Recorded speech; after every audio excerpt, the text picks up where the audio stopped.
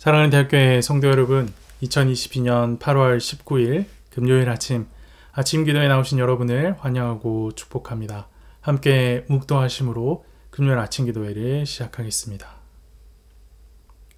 사랑과 자비가 충만하신 하나님 아버지, 오늘도 우리 가운데 귀한 새날 허락하시고 주의 말씀과 함께 주님께서 허락하신 새날 세워갈 수 있도록 말씀의 시간, 아침 기도의 시간을 허락하여 주심에 감사합니다. 이 시간 우리 가운데 허락하신 주의 말씀과 함께 하루를 아름답게 세워갈 수 있도록 우리 가운데 성령의 충만함을 허락하여 주시고 깨닫고 돌이키고 힘을 얻는 귀한 시간 될 수 있도록 함께하여 주시옵소서. 인도하실 줄 믿습니다. 이 모든 말씀 살아계신 예수 그리스도 이름으로 기도합니다. 아멘. 오늘 함께 보실 하나님의 말씀은 레위기 26장 27절에서 39절까지 말씀입니다. 너희가 이같이 될지라도 내게 청종하지 아니하고 내게 대항할진대 내가 진노로 너희에게 대항하되 너희의 죄로 말미암아 7배나 더 징벌하리니 너희가 아들의 살을 먹을 것이요 딸의 살을 먹을 것이며 내가 너희의 산당들을 헐며 너희의 분향단들을 부수고 너희의 시체들을 부서진 우상들 위에 던지고 내 마음이 너희를 싫어할 것이며 내가 너희의 성읍을 황폐하게 하고 너희의 성소들을 황량하게 할 것이요 너희의 향기로운 냄새를 내가 흠향하지 아니하고 그 땅을 황무하게 하리니 거기 거주하는 너희의 원수들이 그곳으로 말미암아 놀랄 것이며 내가 너희를 여러 민족 중에 흩은 것이요 내가 칼을 빼어 너희를 따르게 하리니 너희의 땅이 황무하며 너희의 성읍이 황폐하리라. 너희가 원수의 땅에 살 동안에 너희의 본토가 황무할 것이므로 땅이 안식을 누릴 것이라. 그때의 땅이 안식을 누리리니 너희가 그 땅에 거주하는 동안 너희가 안식할 때에 땅은 쉬지 못하였으나 그 땅이 황무할 동안에는 쉬게 되리라. 너희 남은 자에게는 그 원수들의 땅에서 내가 그들의 마음을 약하게 하리니 그들은 바람에 불린 잎사귀 소리에도 놀라 도망가기를 칼을 피하여 도망하듯 할 것이요 쫓기는 자가 없어도 엎드러질 것이라. 그들은 쫓기는 자가 없어도 칼 앞에 있음같이 서로 짓밟혀 넘어지리니 너희가 원수들을 맞설 힘이 없을 것이요 너희가 여러 민족 중에서 망하리니 너희의 원수들의 땅이 너희를 삼킬 것이라. 너희 남은 자가 너희의 원수들의 땅에서 자기의 죄로 말미암아 쇠잔하며 그 조상의 죄로 말미암아 그 조상같이 쇠잔하리라. 아멘. 여러분, 역주행이라는 말 많이 들어보셨죠? 최근에 이 역주행이라는 말은 재조명의 다른 말로 자주 사용됩니다. 출시된 지 오래된 노래나 책이 다시 재조명되어 유행하는 경우를 역주행이라고 말을 하지요. 이 경우엔 좋은 의미의 역주행이다 라고 말할 수 있을 겁니다. 하지만 실제 역주행, 같은 찻길에서 다른 차량들이 달리는 방향에 반대 방향으로 달리는 역주행은 목숨을 담보한 죽음의 레이스라고 할 수 있습니다. 하나님의 말씀을 역행하는 것도 마찬가지입니다. 하나님의 진노와 재난을 향한 죽음의 레이스다라고 말할 수 있을 겁니다. 어제 우리는 주어진 말씀과 함께 말씀의 길에서 역주행할 때 인생에 어떤 위험이 뒤따르는지 확인해 보았습니다. 그리고 오늘 본문도 계속해서 역주행의 위험성에 대해 경고합니다. 27절에서 30절까지 말씀을 보겠습니다. 너희가 이같이 될지라도 내게 청종하지 아니하고 내게 대항할진대 내가 진노로 너희에게 대항하되 너희의 죄로 말미암아 7배나 더 징벌하니니 너희가 아들의 살을 먹을 것이요 딸의 살을 먹을 것이며 내가 너희의 산당들을 헐며 너희의 분향단들을 부수고 너희의 시체들을 부서진 우상들 위에 던지고 내 마음이 너희를 싫어할 것이며. 하나님께로 돌이키지 않고 역주행을 계속하는 경우에 끔찍한 재난을 당할 것이다 라고 하나님께서 경고하십니다. 역주행이 처음 시작되었을 때 임하게 되었을 재앙, 우리가 어제 말씀 16절 말씀에서 보았던 것처럼 질병으로부터 고통당하고 밭에 뿌린 씨앗이 결실을 맺지 못하는 정도였습니다. 그래도 멈추지 않고 계속 달렸을 경우에 우리가 어제 본문 19절에서 확인한 것처럼 극한 가뭄으로 하늘이 철판처럼 땅이 노판처럼 되어서 파종 자체가 불가능하게 되는 일을 겪게 되었었습니다. 그래도 멈추지 않고 계속해서 역주행하여 달리면 우리가 어제 보면 26절에서 확인했던 것처럼 식량 부족으로 10명의 여인이 하나의 화덕에서 구운 떡을 저울로 달아 나눠 먹어야 하는 상황까지 맞이하게 되었었습니다. 그래도 멈추지 않고 계속 달리면 오늘 본문 우리가 29절에서 확인했던 것처럼 이스라엘 백성 사이에서 자녀를 잡아먹는 비극이 벌어지게 됩니다. 역주행이 길어지면 길어질수록 피해의 규모가 늘어난다라는 것을 우리가 확인하게 되면서 그 끝은 결국 대참사일 것이다 라는 사실을 확인하게 되는 순간입니다. 하지만 이런 징계의 규모가 늘어나는 것보다 더 큰 슬픔, 더 큰 비극은 하나님께서 하나님의 백성 가운데서 떠나시는 겁니다. 하나님의 백성이 역주행을 멈추지 않으면 우리가 30절 말씀에서 확인했던 것처럼 하나님께서 진심으로 하나님의 백성을 싫어하게 되는 결과를 보게 될 것입니다.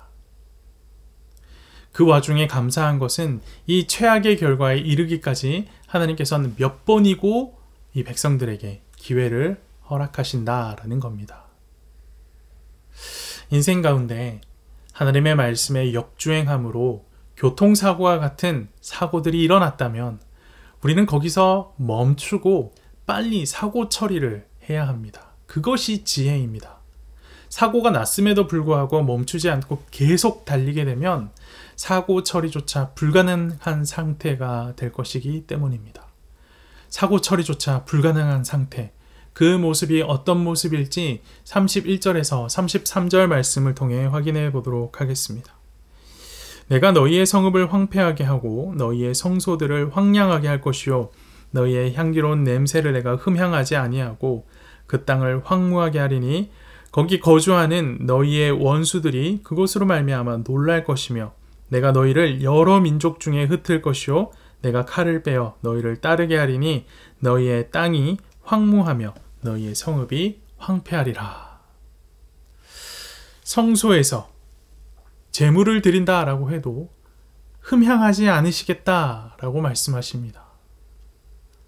하나님께서 약속하신 땅, 가나안 땅을 황무하게 하시겠다라고 말씀하십니다. 이스라엘 백성을 여러 민족 중에 흩으시겠다라고 말씀하십니다.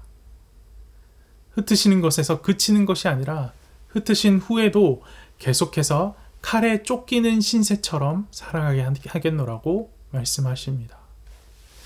주님께서 너희의 향기로운 냄새를 흠향하지 않으시겠다라고 말씀하신 것은 더 이상 예배를 받지 않으시겠다라는 말씀입니다.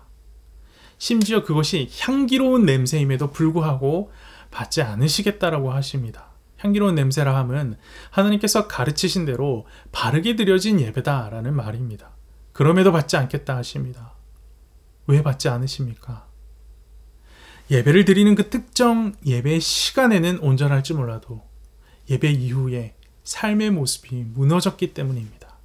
삶의 예배가 무너졌기 때문입니다. 평소의 삶은 하나님을 멸시하고 마음으로 하나님을 미워하며 싫어하는데 일주일에 한 번 예배만 제대로 드리면 된다? 하나님께서는 그런 예배는 받지 않으시겠다라고 말씀하시는 겁니다. 더불어 하나님께서 약속하신 젖과 꿀이 흐르는 땅, 가나안 땅이 황폐하게 될 것이다 라고 말씀하십니다. 하나님께서 가나안 땅을 약속의 땅으로 삼으신 것, 그 땅이 젖과 꿀이 흐르기 때문이 아니었습니다. 그 땅이 좋은 땅이어서 애초에 젖과 꿀이 흐르는 땅이어서 가나안 땅을 약속해 주신 것이 아닙니다. 하나님께서 그 땅에 젖과 꿀이 흐르게 하시고자 해서 그 땅을 주님께서 약속의 땅으로 삼아 주셨던 겁니다.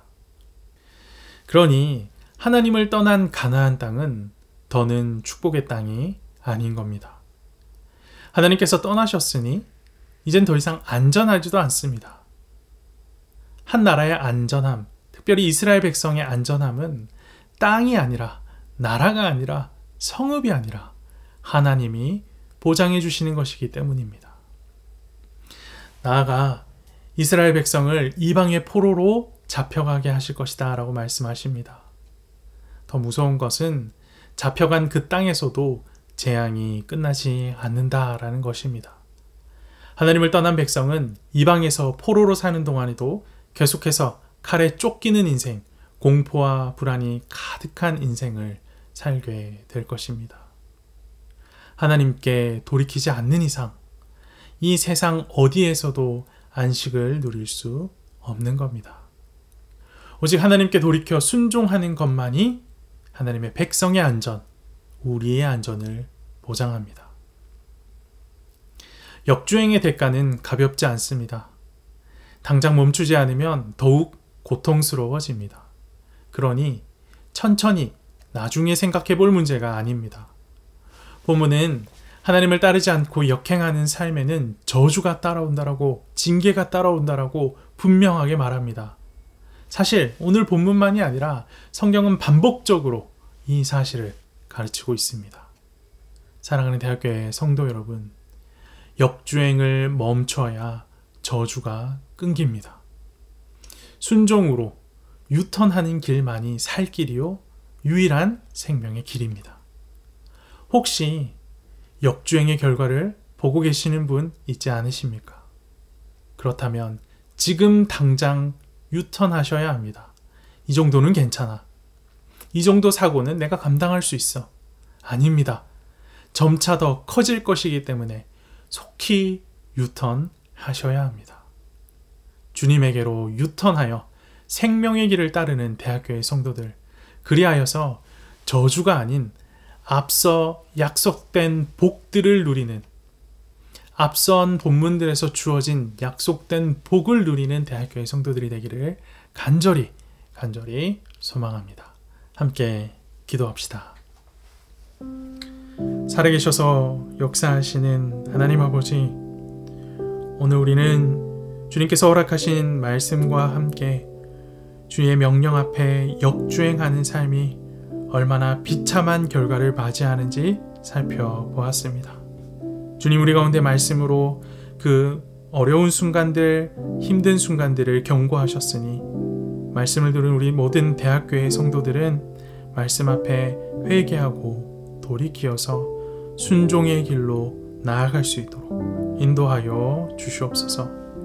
주님 앞에 순종의 길을 살아갔을 때 주님께서 허락하신 놀라운 축복들을 우리가 다시금 기억합니다. 하나님께서 지키시고 보호하시며 놀라운 은혜로 날마다 우리의 삶을 형통케 하시는 그 놀라운 복의 약속들, 주의 말씀에 순종함으로 그 모든 복들의 주인공이 되는 우리 모든 대학교의 성도들 될 수 있도록 인도하시고 함께하여 주시옵소서.